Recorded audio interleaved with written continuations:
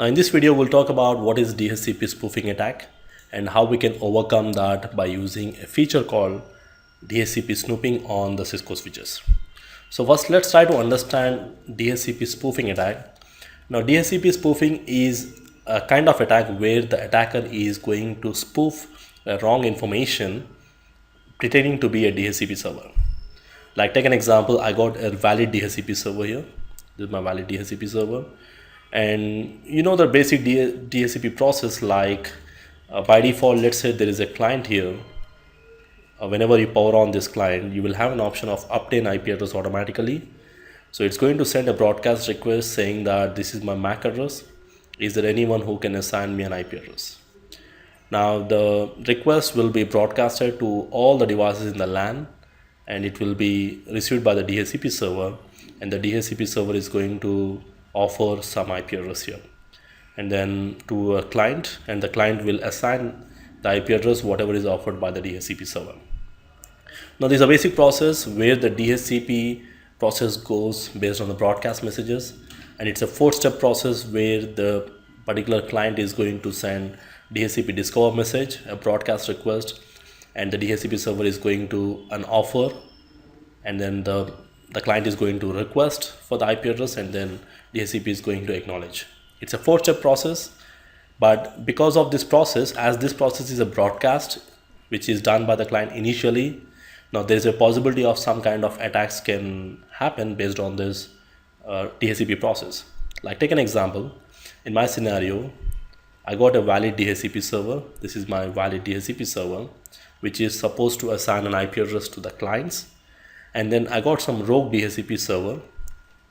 Maybe an attacker is connecting some, maybe knowingly or unknowingly, maybe it can be a wireless device, the wireless access point or the wireless router which we use in our home internet connections, which has inbuilt DHCP feature, where it can happen unknowingly when anyone connects to a part of the network.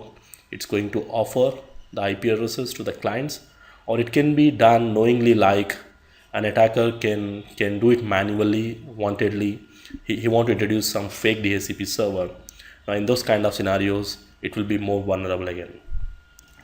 Now whenever a client is going to send a broadcast request, now the rogue DHCP server, what we have here, is going to respond with an IP address, and the client is going to assign the IP address and the subnet mask and the default gateway, whatever is given by the attacker.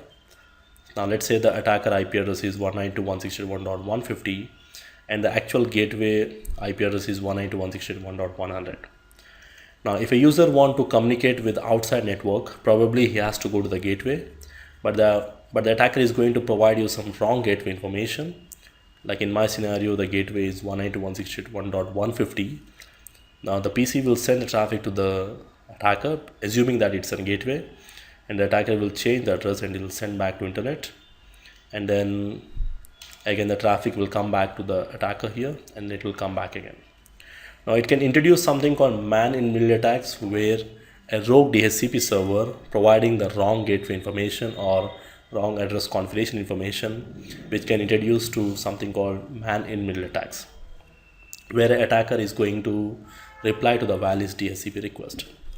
Now this kind of attack we call as DHCP spoofing attack, where attacker is providing a wrong default gateway address or wrong DHCP configuration information to the clients. So how to overcome this? Now to overcome this, we have a feature called DHCP snooping.